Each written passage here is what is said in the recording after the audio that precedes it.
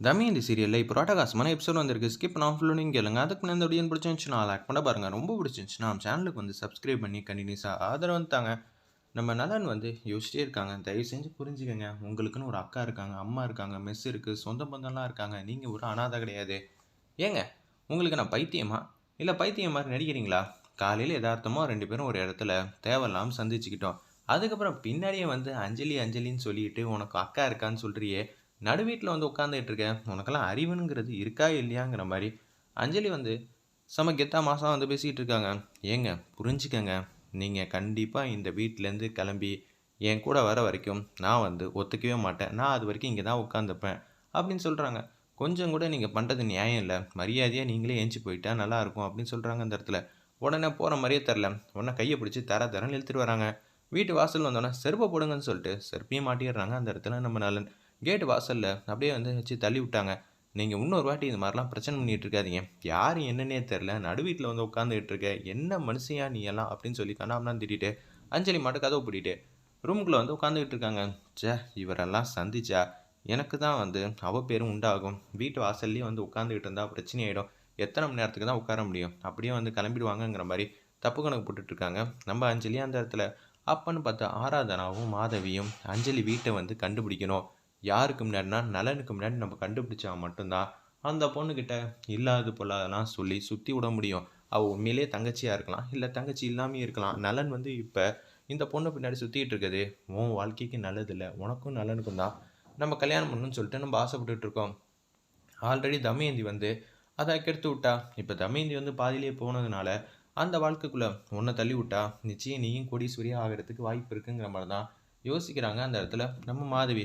அதுக்குன்னு எவ்வளோ தூரமா தேடுறது? நலன் வேணுமா வேணாமா? வேணுமா அப்படின்னு சொல்லிடுறாங்க அந்த இடத்துல நம்ம ஆராதனா. உடனே அது வரைக்கும் பொறுமை காக்கணும் அப்படின்னு சொல்லிட்டு இருக்கப்ப, அண்ணா ஆட்டோ டிரைவர்ண்ணே வண்டியை நிப்பாட்டுங்கன்னு சொன்னோன்னா வண்டி வந்து நிப்பாட்டிடுறாங்க.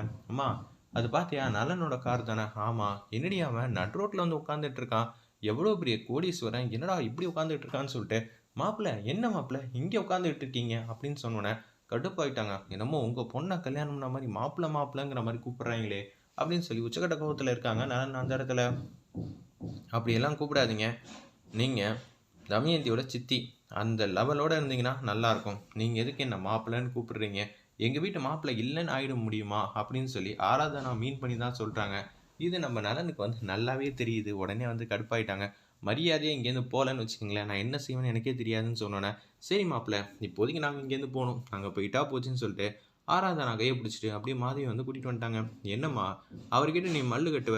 உன்ன மாதிரிலாம் யாராலையும் சண்டை போட முடியாது. நீ எதுக்குமா வந்து இப்படி பண்ணுற? அவர் ஆல்ரெடி முறுக்கிக்கிட்டு இருக்காருடி. அப்படி இருக்கும்போது நம்மளும் சேர்ந்து வந்து முறுக்கணும்னு வச்சுக்கியேன், அப்புறம் அவ்வளோதான். 2 பேருக்குள்ள எதுவுமே நல்லது கெட்டது நடக்காமல் போயிடும். அப்படி இருக்கும்போது யாராவது ஒருத்தர் விட்டு கொடுத்து தான் போகணும். என்னைக்காவது ஒரு நாள் வசமாக வந்து சிக்குவாப்புல நம்ம மாப்பிள்ள, அன்னைக்கு நம்ம முறுக்குவோம் பார்த்துக்கலாம் அப்படின்னு சொல்லிட்டு ஆட்டோவில் ஏறி போயிட்டாங்க. நைட் டைம் வரைக்கும் ஆகிடுது. நலன் வந்து ரோட்லேயே தான் உட்காந்துட்டு இருக்காங்க. பால்கனிலேருந்து யதார்த்தமாக பார்க்குறாங்க நம்ம அஞ்சலி. என்னது இந்த மனுஷன் இங்கேயே உட்காந்துட்டு இருக்காப்புல, இவர் இப்படிப்பட்ட நல்ல மனுஷனா? உண்மையிலேயே எனக்குன்னு அக்கா இருக்காங்களா? ஒன்றும் புரியலையே. இருந்தாலும் நமக்கு தான் சின்ன வயசுல நமக்கு எல்லாமே ஞாபகமாக இருக்கே. அப்படி இருக்கும்போது எதுக்காக இந்த மனுஷன் இப்படி ரோட்டில் உட்காந்துட்டு இருக்கிறது? இவரை பார்த்தாலும் பாவமாக இருக்குன்னு சொல்லி ஒரு பாட்டில் தண்ணி எடுத்துகிட்டு அப்படியே கீழே இறங்கி வராங்க. தண்ணி எடுத்து குடிங்க அப்படின்னு சொன்னோன்னா தண்ணி குடிக்கிறாங்க. அந்த இடத்துல நம்ம நலன் இப்பயாவது புரிஞ்சுக்கிட்டீங்களே, வாங்க நான் உங்களை சில இடத்துக்குலாம் கூட்டிகிட்டு போகிறேன். உங்களோட வீட்டுக்கு கூட்டிகிட்டு போகிறேன், மெஸ்ஸு கூட்டிகிட்டு போகிறேன். உங்கள் அம்மா அக்கா எல்லாரையும் வந்து நம்ம சந்திக்க போகிறோம். ஏங்க உங்களை பார்த்தா ஐயோ பாவம்னு இருந்திருக்கு. காலையிலேருந்து இப்போ வரைக்கும் நீங்கள் தப்பாக புரிஞ்சுக்கிட்டு இங்கே இருக்கீங்க. அந்த அஞ்சலி நான் இல்லைங்க. இருந்தாலும் உங்கள் கடமை உணர்ச்சி கொஞ்சம் அளவே இல்லையா? அதுவும் இந்த மொட்டை வெயிலில் கூட 10 மணி நேரமாங்கயா வீட்டில் வாசலில் வந்து உட்காந்துட்டு இருப்பேன். நீ உட்காந்துட்டு இருக்கனால எனக்கு தானே அவ பேர் வந்து உண்டாகும். பார்த்தியா என்னமோ மாதிரி பார்த்துட்டு போகிறாங்க. இதெல்லாம் தேவையா? சாரிங்க நான் இது மாதிரிலாம் யோசிக்கல. ஆனால் நீங்கள் வர வரைக்கும் நான் இங்கே தான் உட்காந்துட்டு இருப்பேன். உங்கள் அக்காவோட கடைசி ஆசைங்க. அதை எப்படிங்க என்னால் நிராகரிக்க முடியும்? கண்டிப்பாக வந்து நான் இந்த விஷயத்த வந்து இப்படி தாங்க ஹேண்டில் பண்ண முடியும். சரிங்க நான் வரேன். ஆனால் எங்கள் அக்காவை பற்றி தெரிஞ்சுக்கணும்னு ஆசை இல்லை, அம்மாவை பற்றி தெரிஞ்சுக்கணும்னு ஆசை இல்லை. ஆனால் நீ இப்படி உட்காந்துட்ருக்கேங்கிற ஒரே காரணத்துக்காக தான் நான் வரேன். இல்லாட்டி மணிக்கணக்கில் நீ உட்காருவேன்னு நினச்சேன். ஆனால் இப்போ தான் தெரியுது மாத கணக்கில் நீ உட்காருவேன். அதுக்காக தான் வரேன்னு சொன்னேன்.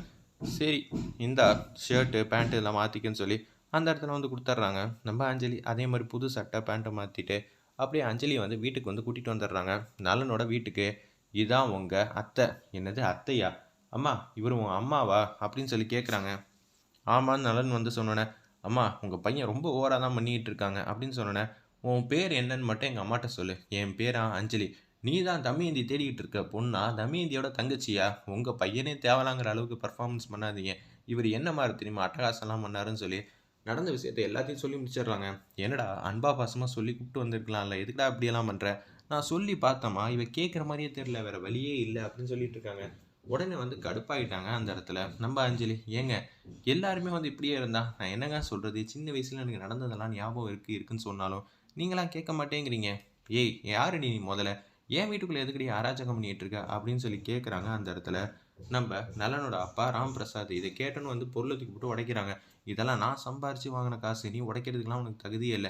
யாருக்கு? இந்த பொண்ணுக்கு தகுதி இல்லையா? இந்த பொண்ணுக்கு இந்த வீட்ல எல்லா உரிமையும் இருக்குன்னு நலன் வந்து பேசுறாங்க.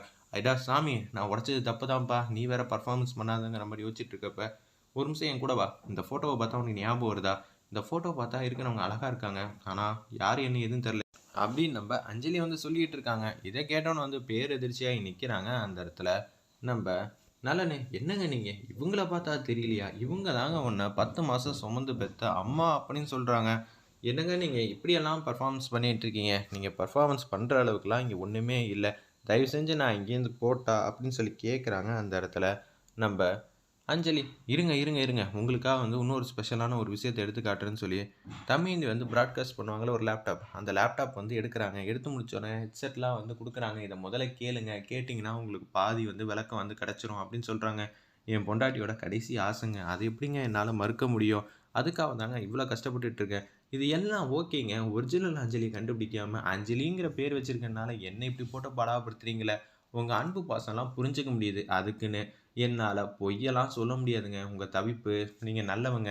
உங்க பொண்டாட்டியோட கடைசி ஆசைய நிறைவேத்தணும்னு நெனைக்கிறீங்க. ஆனா பேருங்கிற ஒரே காரணத்துக்காக, நான் எப்படிங்க? நீங்க ரொம்பவே பாவம். ஆமான் சாமின்னு என்னால பொய்யெல்லாம் சொல்ல முடியாது. ஆனா நீங்க எப்படி இருந்தாலும் அஞ்சலிய கண்டுபிடிச்சிருவீங்கன்னு எனக்கு நம்பிக்கை இருக்கு. நீங்க தாங்க அந்த அஞ்சலி. அட ராமா! என்னால முடியலங்கிற மாரி பேசுறாங்க. முதல்ல இத கேளுங்கன்னு சொன்னோனே, அந்த இதில வந்து கடைசியா பிராட்காஸ்ட் பண்ணப்ப என்னென்ன பேசினாங்களோ எல்லாத்தையும் சொல்லி முடிச்சிடுறாங்க. நலனோட அன்பு, பாசம், தமயந்தி வந்து நலன் மேல வச்சிருக்கிற பாசம் எல்லாத்தையும் புரிஞ்சுக்கிறாங்க. பையன் ரொம்பவே தங்கமான பையன் தான். இருப்பினும் வந்து நான் எப்படி இதெல்லாம் ஒத்துக்க முடியும்? இது உங்க அக்காவோட வாய்ஸ். கீழ ஃபோட்டோ பார்த்தீங்கல்ல, அவங்களோட வாய்ஸ்ங்கிற மாரி நலன் வந்து சொல்லி புரிய வைக்க பார்க்குறாங்க. நீங்க சொல்றதெல்லாம் ரொம்பவே வாஸ்தவமான பேச்சு. ஆனா அதுக்குன்னு என்னால உண்மைக்கு மாறா பொய்யெல்லாம் சொல்ல முடியாதுங்க. சாரிங்க. என்ன மன்னிச்சிடுங்க அப்படின்னு சொல்லி அஞ்சலி வந்து சொல்றாங்க. என்னங்க நான் எவ்வளோ ஆதாரத்த வந்து காட்டிட்டேன். காட்டி முடிச்சிருந்தோம். நீங்க இன்னமும் எதுவுமே சொல்லாம இருந்தா எப்படிங்க? நான் என்னதான் பண்ண முடியும்? உங்க அம்மாவோட ஃபோட்டோ, அப்பாவோட ஃபோட்டோ எல்லாத்தையும் காட்டி முடிச்சுட்டேன். தயவு செஞ்சு புரிஞ்சுக்கங்க அப்படின்னு சொல்லி நலன் வந்து கெஞ்சுறாங்க.